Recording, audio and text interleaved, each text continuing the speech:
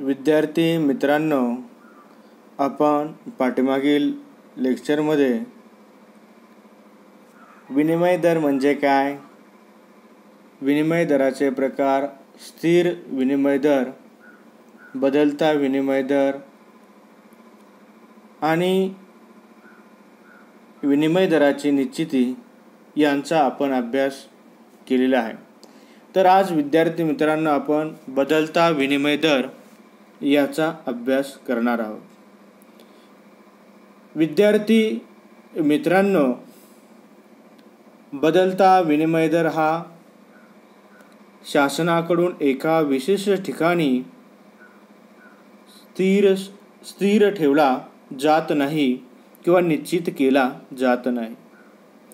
विद्यार्थी मित्रांनो, याचा अर्थ असा होतो की विनिमय दरामध्ये बदल होत असतात,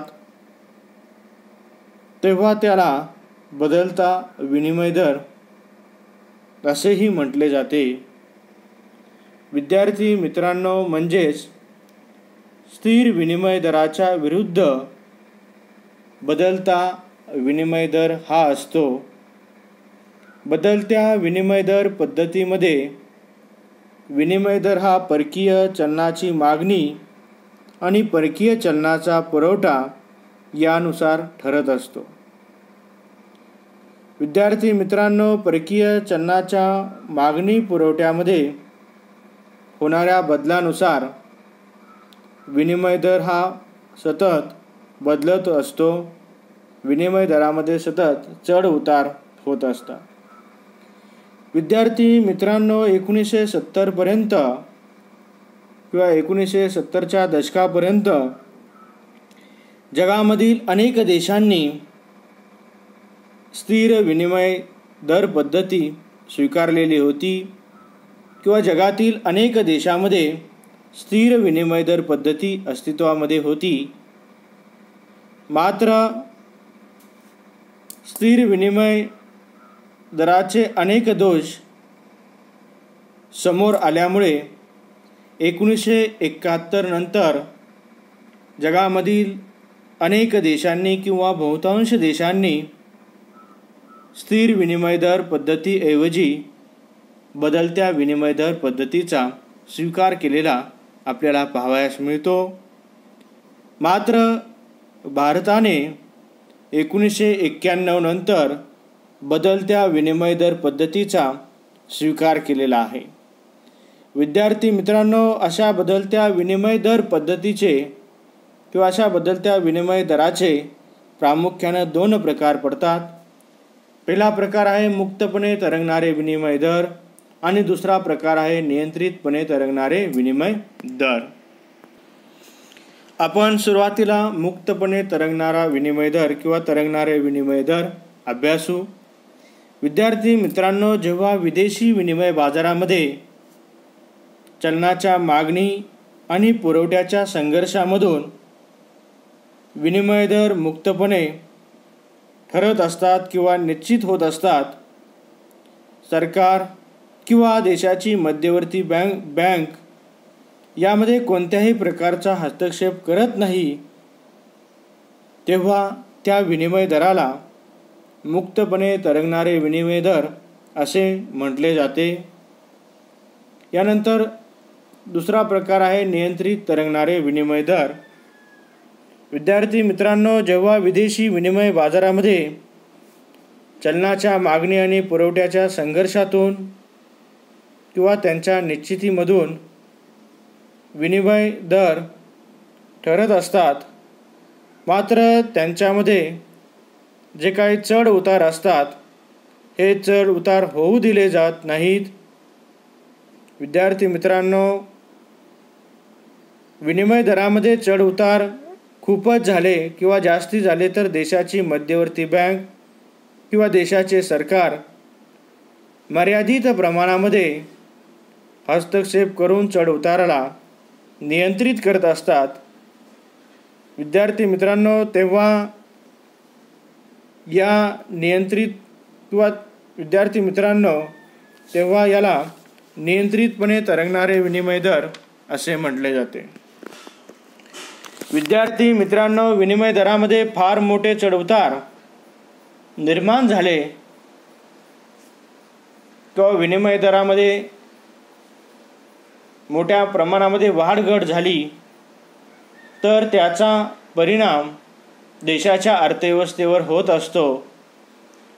त्यामुळे अलीकडील कालावधीमध्ये विनिमय दर हे नियंत्रितपणे तरंगणारे असतात.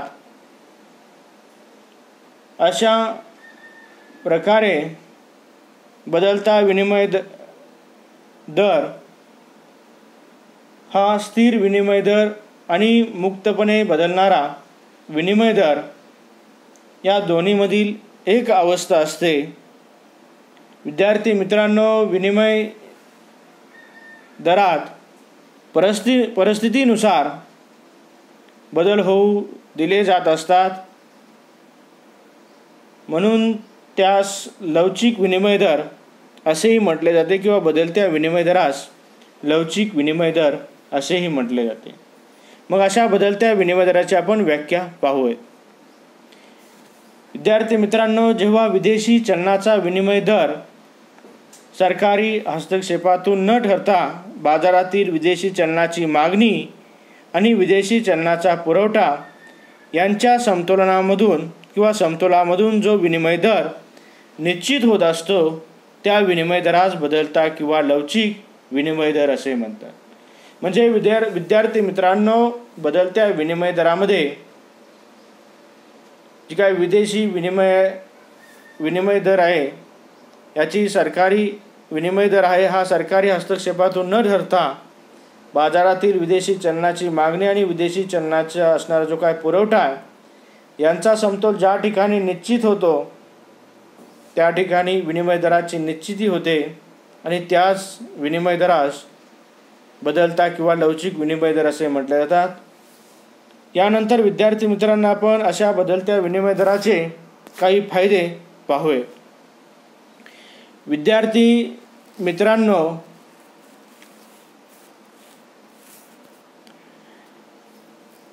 बदलत्या विनिमय दराचे फायदे पाहत असताना त्याच्यामध्ये पहिला फायदा पाहूयात आपण की व्यापार वाढ. विद्यार्थी मित्रांनो, बदलत्या विनिमय दरामुळे आंतरराष्ट्रीय व्यापारामध्ये वाढ होत असते. कारण चलनाच्या अवमूल्यनामुळे किंवा चलनाच्या मूल्यघटीमुळे निर्यात वाढीस चालना मिळत असते आणि बदलत्या विनिमय दरामुळे नेहमी अवमूल्यनास उत्तेजन मिळत असते. अवमूल्यनामुळे अनुकूल असा विनिमय दर आपल्याला प्रस्थापित करता येत असतो. त्याचा परिणाम परकीय व्यापाराचा विकास होत असतो, परकीय व्यापाराची वाढ होत असते. यानंतर दुसरा फायदा आहे सट्टेबाजीचे नियंत्रण. विद्यार्थी मित्रांनो, परकीय चलनाच्या बाबतीमध्ये काही व्यक्ती नेहमी सट्टेबाजीचे धोरण अनुसरतात किंवा आखत असतात. परकीय चलनाच्या मूल्यासंबंधी काही अंदाज ते बांधत असतात किंवा बांधता येत असतात आणि ते खरे ठरल्यास परकीय चलनाच्या खरेदी विक्रीतून भरपूर नफा मिळत असतो. अशा स्थितीत जर स्थिर विनिमय दर न राहता जर विनिमय दर बदलत राहिला तर सट्टेबाजी करणाऱ्यांना अचूक अंदाज बांधता येत नाही आणि सट्टेबाजीच्या व्यवहारावर नियंत्रण प्राप्त होते. बदलत्या विनिमय दराचा तिसरा फायदा आहे गुंतवणुकीला चालना. विद्यार्थी मित्रांनो, बदलते विनिमय दर आंतरराष्ट्रीय गुंतवणुकीला चालना देत असतात. विनिमय दरामध्ये होणारे जे काही संभाव्य बदल असतात ते लक्षात घेऊनच विद्यार्थी मित्रांनो परकीय गुंतवणूकदार अशी गुंतवणूक करत असतात. अशा स्थितीमध्ये सरकार हे स्वदेशी चलनाचे बाह्य मूल्य गुंतवणुकीसाठी कमी करत असते. त्यामुळे जे काही परकीय गुंतवणूकदार असतात या परकीय गुंतवणूकदारांना अधिक चलन प्राप्त होत असते आणि ते भांडवल गुंतवणुकीला उत्सुक असतात किंवा ते भांडवल गुंतवणूक करत असतात. यानंतर पुढचा फायदा आहे साधी पद्धत. विद्यार्थी मित्रांनो, बदलता विनिमय दर ही पद्धत समजण्यास अगदी साधी आणि सोपी आहे. विद्यार्थी मित्रांनो, मुक्त बाजारातील चलनाच्या मागणी आणि पुरवठ्यातील बदलानुसार विनिमय दर हा बदलत असतो. त्यामुळे चलनाच्या पुरवठ्याची टंचाई अर्थव्यवस्थेमध्ये निर्माण होत नाही. म्हणून बदलता विनिमय दर किंवा बदलत्या विनिमय दराचे समर्थन केले जाते. पुढचा फायदा आहे अंतर्गत किंमत स्थैर्य लाभते. विद्यार्थी मित्रांनो, बदलत्या विनिमय दरामुळे देशातील किमतीमध्ये योग्य ते बदल होत असतात आणि असे योग्य ते बदल होऊन किमतीमध्ये स्थैर्य प्राप्त होत असते. त्यामुळे विद्यार्थी मित्रांनो, किंमत स्थैर्य हे उद्दिष्ट गाठण्यासाठी बदलते विनिमय दर हे उपयुक्त असतात किंवा योग्य ठरत असतात. यानंतर पुढचा फायदा आहे सुवर्ण साठ्यात वाढ होते. विद्यार्थी मित्रांनो, बदलत्या विनिमय दरात सरकारी हस्तक्षेप नसतो किंवा सरकारचा हस्तक्षेप नसतो. त्यामुळे कोणत्याही चलनाची टंचाई निर्माण होत नाही. विविध स्वरूपाचे निर्बंध नियंत्रणे हे घालावे लागत नाहीत. त्यामुळे त्यातून उद्भवणारी जी काही अपप्रवृत्ती असते, काळा बाजार असतो, भ्रष्टाचार असतो, यासारख्या ज्या काही गोष्टी असतात त्या गोष्टी उद्भवत नाहीत. त्यामुळे भ्रष्टाचार कमी होत असतो. पुढचा फायदा आहे सुवर्ण साठ्यामध्ये वाढ होते. विद्यार्थी मित्रांनो, बदलत्या विनिमय दरामुळे व्यवहार तोलाचा समतोल हा आपोआप साधला जातो आणि व्यवहार तोलाचा असमतोल दुरुस्त करण्यासाठी सोन्याची आयात निर्यात करावी लागत नाही. त्यामुळे विद्यार्थी मित्रांनो, देशामधील सोन्याच्या साठ्यामध्ये स्थिरता निर्माण होत असते किंवा स्थिरता प्राप्त होत असते. देशाचे सोने आयात निर्यातीच्या माध्यमातून बाहेर जात नाही किंवा आतमध्ये येत नाही. पुढचा फायदा आहे व्यवहार तोलाचा समतोल आपोआप होतो. विद्यार्थी मित्रांनो, बदलत्या विनिमय दरामुळे व्यवहार तोलाच्या समस्या उद्भवत नाहीत. आपण पाहिलं स्थिर विनिमय दरामध्ये, तर स्थिर विनिमय दरामुळे व्यवहार तोलाच्या समस्या या उद्भवत होत्या. विद्यार्थी मित्रांनो, व्यवहार तोला तूट किंवा अधिक्य निर्माण झाल्यास ते आपोआप नष्ट होत असते आणि पुन्हा समतोल हा प्रस्थापित होत असतो. म्हणजे विद्यार्थी मित्रांनो, व्यवहार तोलामध्ये निर्माण होणारा असमतोल हा आपोआपपणे दुरुस्त होत असतो. त्यासाठी स्वतंत्र उपाययोजना आपल्याला करावी लागत नाही. अशा प्रकारे आपल्याला बदलत्या विनिमय दराचे व्यापारामध्ये वाढ असेल, सट्टेबाजीचे नियंत्रण, गुंतवणुकीला चालना, साधी पद्धत, अंतर्गत किंमत स्थैर्य लाभते, भ्रष्टाचार कमी होतो, सुवर्ण साठ्यामध्ये वाढ होते आणि व्यवहार तोल समतोल आपोआप होतो. हे फायदे आपल्याला सांगता येतील किंवा बदलत्या विनिमय दराचे हे फायदे आपल्याला सांगता येतील. तर विद्यार्थी मित्रांनो, ज्याप्रमाणे बदलत्या विनिमय दराचे फायदे असतात त्याचप्रमाणे बदलत्या विनिमय दराचे काही तोटेही असतात. तर आपण विद्यार्थी मित्रांनो बदलत्या विनिमय दराचे तोटे पाहू. विद्यार्थी मित्रांनो, बदलत्या विनिमय दराचा तोटा हा काय होत असतो, विविध देशांना वेगवेगळ्या प्रकारे होत असतो. तर आपण सुरुवातीला पाहूत, पहिला तोटा ज्या देशांना होतो म्हणजे अल्पविकसित देशांचा तोटा. विद्यार्थी मित्रांनो, विकसनशील देशांना जी काही ही बदलत्या विनिमय दराची पद्धत आहे, ही बदलत्या विनिमय दराची पद्धत महाग पडत असते. कारण विद्यार्थी मित्रांनो, त्या देशांचा व्यवहार तोल हा कायमस्वरूपी प्रतिकूल असतो. त्यामुळे तो बदलत्या विनिमय दरामुळे अधिक बिघडण्याचा धोका असतो किंवा अधिक त्याच्यामध्ये तूट निर्माण होण्याचा धोकाही असतो. कारण या विकसनशील देशाकडे पारंपरिक वस्तू असतात आणि त्याची जागतिक बाजारपेठेमध्ये जी काही किंमत असते ही कमी असते आणि विकसित देशांकडे असणारे जे काही वस्तू आणि सेवा आहेत यांची जर बाजार मूल्य पाहिले आपण आंतरराष्ट्रीय पातळीवरती अधिक असते. त्यामुळे विकसनशील देशांचा व्यवहार तोल हा बिघडलेला असतो किंवा प्रतिकूल असतो आणि अशा बदलत्या विनिमय दरामुळे हा अधिकच बिघडण्याचा धोका निर्माण होत असतो. यानंतर पुढचा बदलत्या विनिमय दराचा तोटा आहे चलनवाढीचा धोका.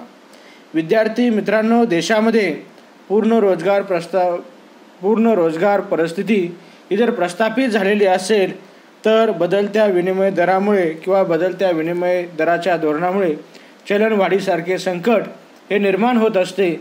त्यामुळे भाववाढीचा त्रास हा सर्वसामान्य लोकांना सहन करावा लागतो. म्हणून विद्यार्थी मित्रांनो, बदलत्या विनिमय दरामुळे चलनवाढीचा धोका हा अधिक प्रमाणामध्ये असतो. यानंतर विद्यार्थी मित्रांनो, आपण तिसरा तोटा पाहूत, प्रतिकूल व्यापार शर्ती. विद्यार्थी मित्रांनो, बदलते विनिमय दर ही जी काही पद्धत आहे ही पद्धत व्यापार शर्ती प्रतिकूल बनवत असते. म्हणजे विद्यार्थी मित्रांनो, बदलत्या विनिमय दरामुळे व्यापार शर्ती या प्रतिकूल बनत असतात आणि त्यामुळे परकीय व्यापारापासून देशाला जे काही अपेक्षित लाभ मिळणे अपेक्षित असतं ते अपेक्षित लाभ प्राप्त होत नाहीत. म्हणजे देशाचा जो काही व्यापार तोल आहे हा देशाचा जी काही व्यापार शर्ती आहेत या व्यापार शर्ती प्रतिकूल बनत असतात. यानंतर पुढचा तोटा पाहूत आपण, बदलत्या विनिमय दराचा साठेबाजी वाढते. विद्यार्थी मित्रांनो, बदलत्या विनिमय दरामुळे जे काही साठेबाजीचे व्यवहार आहेत हे साठेबाजीचे व्यवहार मोठ्या प्रमाणामध्ये जागतिक अर्थव्यवस्थेमध्ये किंवा अर्थव्यवस्थेमध्ये वाढत असतात. साठेबाज हे विनिमय दरातील बदलाचा फायदा मिळवण्यासाठी चलनाची खरेदी विक्री करत असतात आणि विनिमय दरातील बदल साठेबाजीला प्रोत्साहन देत असतात आणि त्याचा परिणाम देशाच्या अर्थव्यवस्थेवरती अनिष्ट स्वरूपाचा होत असतो. म्हणजे विद्यार्थी मित्रांनो, बदलत्या विनिमय दरामुळे साठेबाजी ही वाढत असते. यानंतर पुढचा बदलत्या विनिमय दराचा तोटा आहे भांडवलाची हालचाल. विद्यार्थी मित्रांनो, विनिमय दरामध्ये सतत बदल होत असतील, त्याच्यामध्ये अनिश्चितता असेल, यामुळे देशामधून भांडवल किंवा यामुळे जे काही देशामधील असणारे भांडवल आहे हे भांडवल दुसऱ्या देशामध्ये जात असते किंवा जाऊ लागते.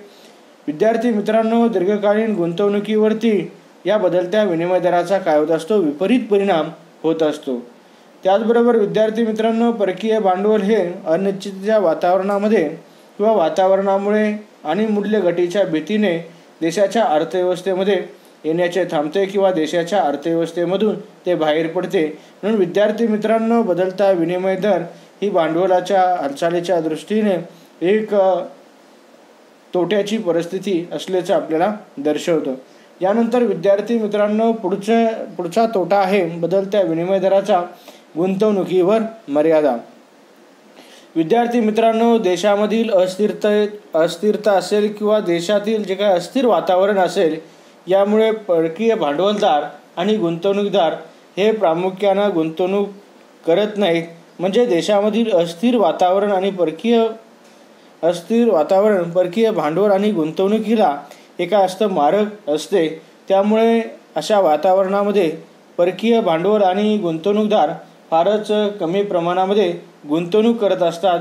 कारण गुंतवणुकीपासून जी काही निश्चित फायदा मिळायला हवे किंवा निश्चित फायदा मिळायला पाहिजे याची खात्री या गुंतवणूकदारांना नसते. म्हणून विद्यार्थी मित्रांनो, बदलत्या विनिमय दराचा हा एक आपल्याला गुंतवणुकीची मर्यादा तोटा सांगता येईल.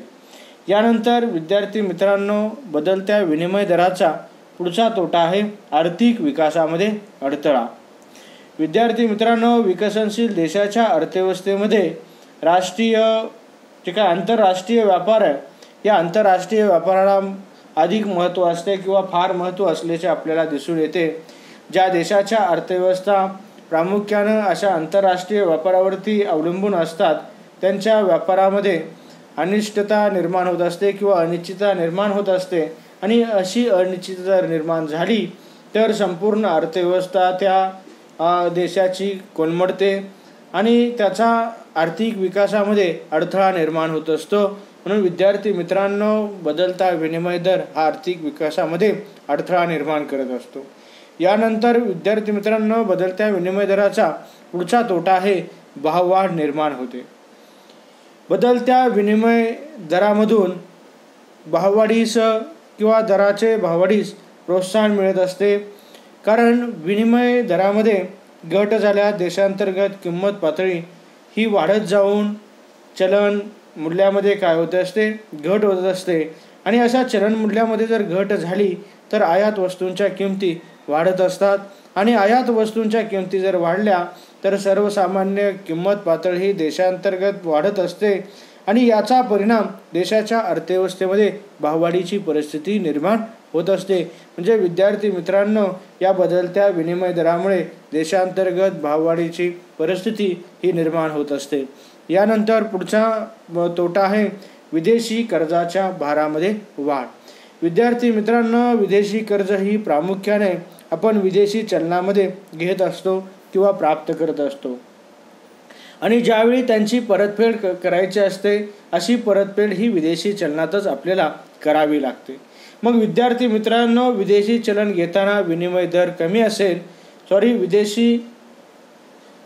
विदेशी चलन म्हणजे परकीय कर्ज घेत असताना जर विनिमय दर कमी असेल आणि अशा कर्जाची जेव्हा परतफेड करत असतो अशा वेळी जर विनिमय जास्त असेल तर विद्यार्थी मित्रांनो, अशा विदेशी कर्जाचा भार ह्या आपल्या देशावरती काय होत असतो, अधिक प्रमाणामध्ये पडत असतो.